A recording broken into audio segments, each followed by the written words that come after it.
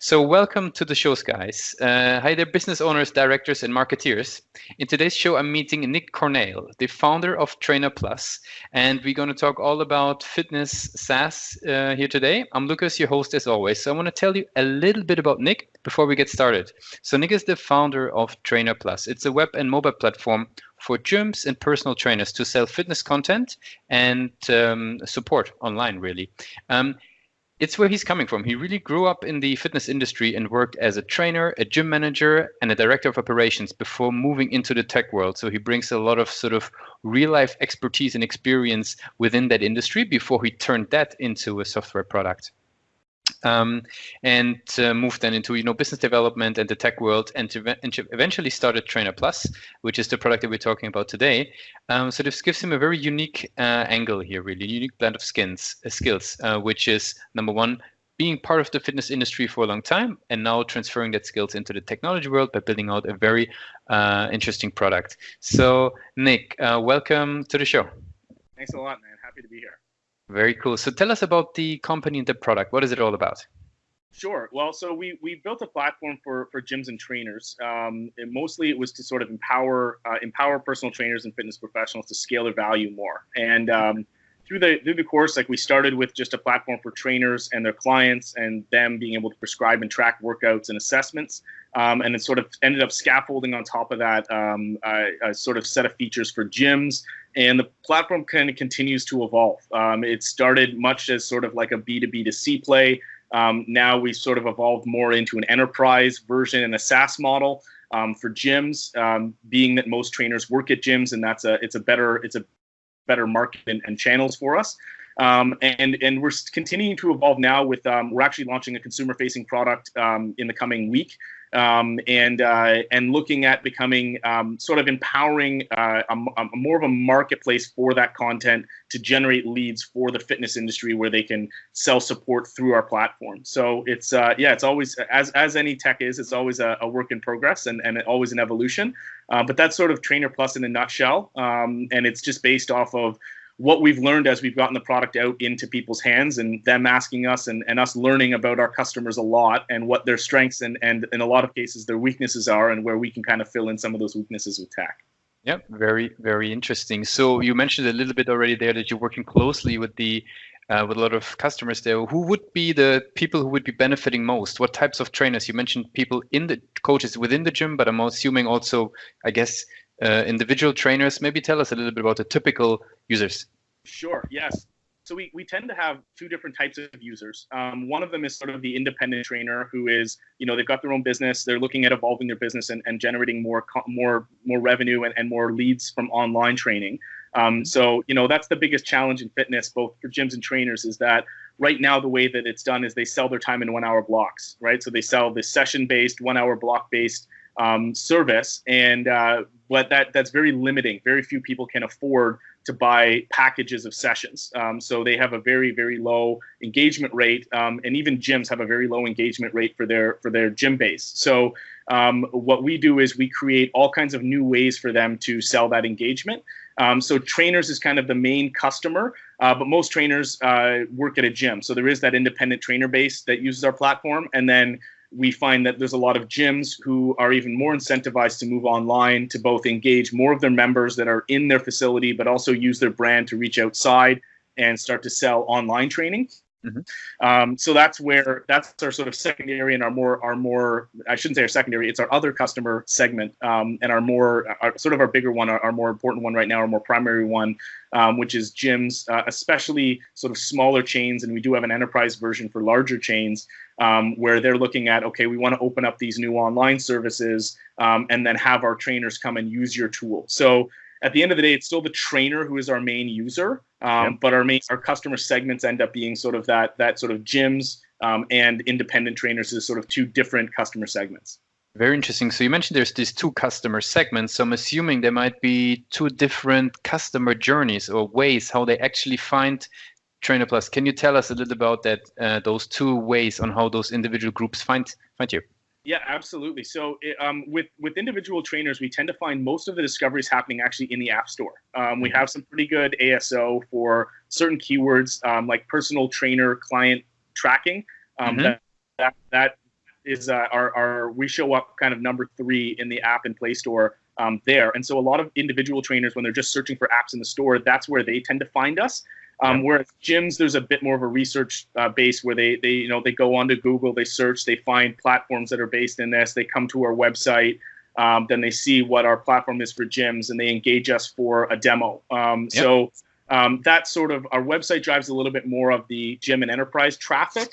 Not that individual trainers don't end up also there, but they definitely do. But we find that we get more acquisition for the individual from the app stores themselves, and the acquisition done on the enterprise side is actually done through setting up a discovery call and then a demo, and then going through the sort of more traditional SaaS sales cycle in that sense.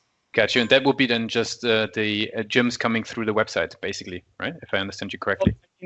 Our acquisition ends up being, and I guess we'll probably get more into this, but the website is sort of where we get organic discovery happening from gyms. Whereas we also have there's a lot of things that I'm involved in on the sort of strategic side, and also in terms of conference and trade shows, where we end up meeting a lot of the sort of managers, owners of gyms, and that starts the conversation that gets into sort of like an email and demo, follow-up cycle in that sense.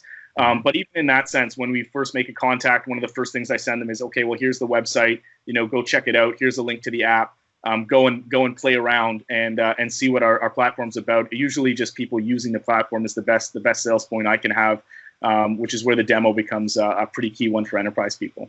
Makes a lot of sense. So how would you, in those mix of the events, speaking engagements, what role would you say does the website play? Is it a key channel then, or is it sort of more sort of an information hub on the side? It still is. What I find in talking to customers when we get to that demo stage is that no matter where they've met us, whether it's organically online or whether it's at one of these events, of course, they take our business card, they take our flyer, and then the next thing they end up doing is going to the website, right? And or passing it to their colleague and saying, hey, go check out this website. And then from the website, they sign up to the app into a free trial and end up sort of demoing the app. So the website does end up being sort of a key part of the journey for everybody. Makes sense. Makes total sense. And in regards to metrics there, because sort of it's a part in the middle of the journey, I would be curious what type of metrics are important for you on the website, because where do you focus on? Because there's tons of metrics that you could focus on. What is key for you? Yeah, so that's a really interesting challenge for us, because we find that we get a whole array of people that come to the website. And not everyone that comes to the website is a trainer or gym owner necessarily. In fact, most people that do come to the website aren't necessarily gyms or trainers. So there's sort of this segment of people that then go and discover more information, and then go to sign up. So a lot of the metrics that we look at on the website are really, when that person lands on the site, do they go to the page for gyms or trainers, and then subsequently, how many of those people go to sign up? And what conversion rate ends up being through that. It is admittedly a little bit of a black hole sometimes. It's tough to tie things like Mixpanel and Google Analytics, which is two tools that we use, together with, okay, how do we know that this is, that we've identified a fitness professional, which of these two segments is it? And then what led to them to getting to that sign up and conversion. So that's where, admittedly, there's still some work to do in terms of how we can incentivize those types of users right away when they get to the site, to identifying them properly and capturing that lead information to be able to follow up, not just, hoping that they sign up, but actually say, okay, is there some more information we can give you? Can we send you, a video about something or whatever it might be to sort of tie them in? Yeah. Could you tell us a little bit about how you try to identify this, or maybe any challenges that you overcame in terms of increasing the conversions? Because I can totally see that you have these different groups coming, and different groups need maybe different types of information. Like, how do you try to, what are things that you've done in order to increase the conversion on the site there? Sure. So I think the main thing that we've found effective is actually focusing on where they're coming from. So a really good example of that is, it's one thing to have like the whole fitness segment, and then there's this segment of it that's fitness professionals, and then there's this part of it that's tech savvy, business savvy, early adopter types, right? So when it's really hard to identify what that person is. We've tried some things like making calculators on the site for like if they're say how much they could make by using our tool and things like that of ways of seeing if we can push towards that segmentation. But really what we found is it's acquisition. You know, when we go to somewhere like Reddit, for example, and there's a subreddit for personal trainers, we know that if they're a trainer who's on Reddit, they're probably tech savvy, they're probably a little bit more forward thinking. So if we see people come from Reddit to the site, they tend to convert, you know, better than somebody who just randomly found us through organic search on Google. Makes total sense. So it's really the source that is giving you an indication of in which group they would fall, and then, you know, based on that, ideally providing the best information to them. Yeah, absolutely. Really, really good. Very cool. Yeah, that sounds really interesting. Any more challenges that you would have on conversion rate that you could share? Any sort of war stories? Any website changes? Something that recently was in place? A ton. It's an ongoing battle, right? So I think what's interesting about the way our conversion works is that we allow people to sign up for free and to actually get their first 2 clients for free, because we really believe in people just once they use the tool and they start getting value from it and seeing value from it, that's what's going to lead them to inviting that 3rd and 4th and 5th client, which is when they become a paid customer. So the biggest challenge we found is that people like trainers and gyms come to us and say, oh, I know I want to move my business online, but they don't have a concept of what that is. And so there's sort of 2 different like rounds of education that we need to do. And on the one hand, there is sort of educating them in terms of like, hey, there's this new way of thinking about training. You know, there's these new sources, there's these new revenue streams where you can actually sell your service in a new way. And a lot of that goes into the onboarding. So when they sign up, you know, what our set of onboarding emails is, how in-depth our guide is. And even though there's a guide in the top right, not very many people find it. They'd rather reach out to us through instant message, you know, or email us and say, hey, how do I do this? And it's kind of like, well, you can just click on the guide in the top right and, you know, see the video on it. So we've had to do a lot more work than I thought we'd have to do initially on that onboarding process and getting people the information they need and educating them a little bit on that. And that's where I found when I go and I speak on the future of personal training and fitness and where this industry is going. And there's an analogy I use quite often with sort of Blockbuster and Netflix, right? Which is, you know, when Netflix first came out, Blockbuster thought, okay, well, we've got to, nobody's ever going to want to order their DVDs in the mail. And they resisted that for a really long time. And then eventually they came around to developing a mailing service, and then Netflix, switched to streaming and killed Blockbuster. Mm-hmm. So we find with the fitness industry, people have this like concept of I want to go online, but they're thinking about how do I sell my 1-hour blocks more online? Like they're not thinking of, oh, okay, how can I sell a new service online? You know, as opposed to just trying to find more people to buy my time in 1-hour blocks, or try to sell them some sort of one-size-fits-all solution, which is the old way of thinking in fitness. And that's where a lot of the technology is trying to drive one of those 2 things, whereas we're saying, look, there's all this middle ground that you're missing on. You know, there's a huge percentage of the population that's looking for something in between that. And so that's where, you know, getting people to think about more of like streaming as opposed to mailing DVDs, that analogy, you know, going its way through. So that's been that's been the biggest challenge. And that's why we've continued to evolve the platform and are looking at, you know, even looking at more of a marketplace where we just say, hey, this is how you can sell. So just go sell it through our platform and then deliver it through our platform as well. And that's sort of the transition that we're going through right now. Very good. I'm curious as a quick follow-up, what are types of service packages or ways that you see coaches and trainers will be selling fitness, you know, 2 years, 3 years, 5 years down the line? What are sort of some ideas that you're having about that? Awesome question. So the real value of what a fitness professional brings to the table is on the one hand, it's accountability and motivation, right? They hold people accountable to do what they're supposed to do. They motivate them to continue to push and go further and get to those habit change, lifestyle change milestones, which are, you know, 60, 90, 180 days out. And so part of that is that accountability and motivation. And then the other half of it is applied knowledge. So the fitness professional knows, hey, this is what you should be doing now based off your goal. And then how you react to that stimulus, how your body reacts to it, and how you progress, they know how to adapt that plan over time. So it's really about selling those 2 values. So right now they sell their time in our blocks. That's the only way they know how to do it. We see it as, hey, if you can give them a plan and then have a way that they track it, which is through our app, and give some feedback about each exercise, each workout, then the trainer can come in and make the modifications to the plan ongoing. So that's that applied knowledge piece of it. And there's also an implied accountability because the trainer's going to see if you tracked your workout or not, and what you did.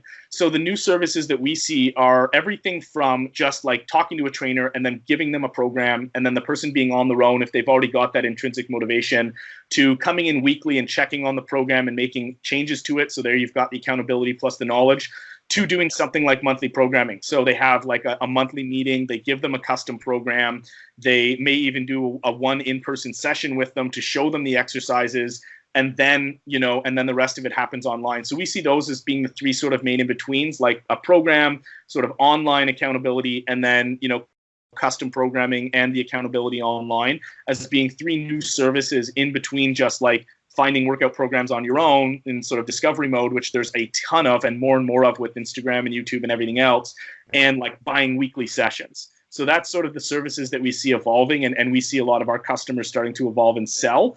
And from the consumer side, we've done a ton of research on the consumer side, and that's what they want. You talk to somebody and they say, I'm already going to the gym, I just want a program, or I just want a trainer to tell me how I should change that program over time, or they say, I can't afford training, but I'd really like a program, be shown how to do it, and then at least have that accountability. So that's where we see sort of where it's going, where we know what the consumers want, and it's tech that allows trainers to scale that. They just have to break that notion of selling their time in 1 hour blocks and start selling services based off the value that's perceived from the end user.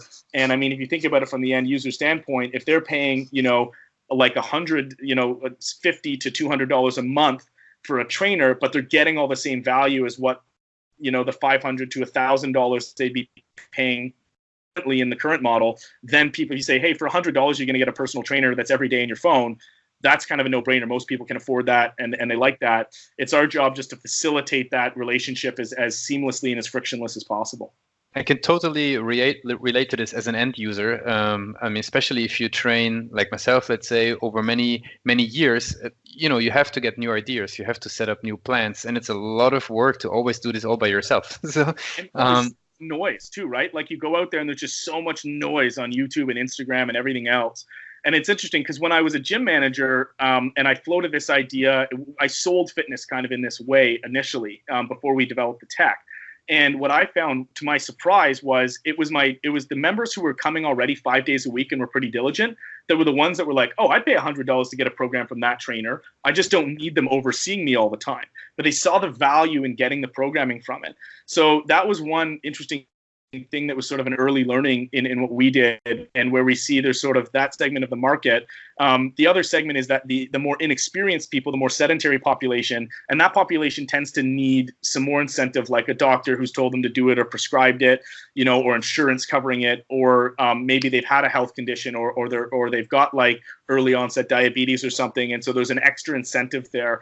And that's again like where we move into more of this content play with our platform. We're starting to do specific health condition content.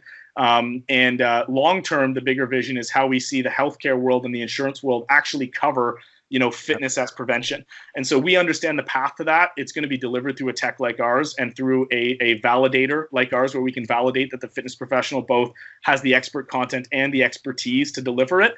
And we think that we're going to get there faster than sort of the traditional grassroots methods and the way that everyone is, the whole fitness industry is kind of clamoring to unlock some of these healthcare dollars. Very, very cool. Very interesting. Yeah, like I said, I can relate to it as an end user. Very cool. So I would be curious, maybe switching gears a little bit, since we're slowly coming to an end of the interview. I would be curious, as you as a business founder, maybe one question first. You coming from a fitness industry, moving into the tech world, going back into that time, what would you wish you would have known, or what is the most important things that you learned while you brought in the market knowledge, but there was probably a lot of new things as well? What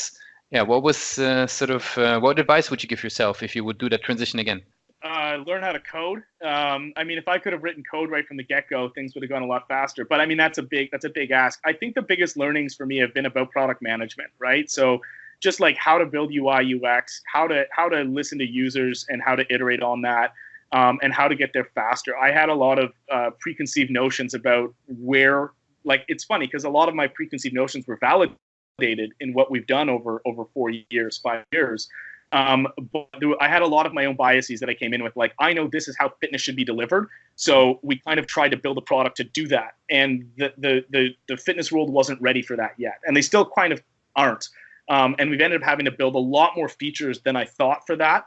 Whereas I think if we would have just right from the get-go had a little bit more, if I would have had a little bit more open mind to, okay, you tell me what you need, and I'm going to give you some of that, and then we're going to sort of steer people in the direction that it needs to go. I think that would have helped on the one hand. On the other hand, now that we've kind of validated where we've gone to, we probably a little bit more research about just what consumers really wanted and starting to cater to that right away. So we focused much more on the trainer and the gym, and sort of like, this is the feature set we think they needed. As opposed to listening to the end user and saying, well, this is what they want. And so we focused on making the tool as easy for the trainer as possible, whereas now we're focusing more on how we make the tool more sticky for the end user. Because if people would have been using it and loving it and coming back and go back to the trainers and saying, I want a new program, I want to use this, then it would have pulled more trainers and gyms up, as opposed to trying to give them the tool and then encourage them to go up into the market. So I think that's the biggest advice I would have had is sort of, one, trust those instincts and what consumers want. So build something that caters a little bit more to that side of things, and be a little bit more open about, what exactly people do need, as opposed to try and sort of, fitting it into that mold. So I think those are the biggest learnings I would have sort of advised myself 5 years ago, to sort of, to where we've gotten to today. And it sounds really practical, like very practical advice that is so easily can be done wrong, right? When you have your ideas about the product, or when you think you know what the customers want. So I think this is really, really practical advice. So Nick, I really appreciate that you took the time telling us a little bit about your product, about your journey as a founder, as well as how you're thinking about growth. So thanks a lot for being part of the show today. I really appreciate it. And for anyone who's out there, they're just going to plug the new product. Very good. Go ahead. Fitness Plus is the new product. You'll find it in the app and Play Store. That's for people just to discover exercises and workouts, and can subscribe to content. So unlock, over 1,500 exercises, about 150 workouts, and can request support from a trainer. So that's the new consumer product. So it's Fitness Plus, both in the app and Play Store. And for trainers and gyms out there, they can find us at trainerpl.us and on our website, and discover more about how they can use our tool to evolve their business. Very, very good. Cool. Thanks a lot, Nick.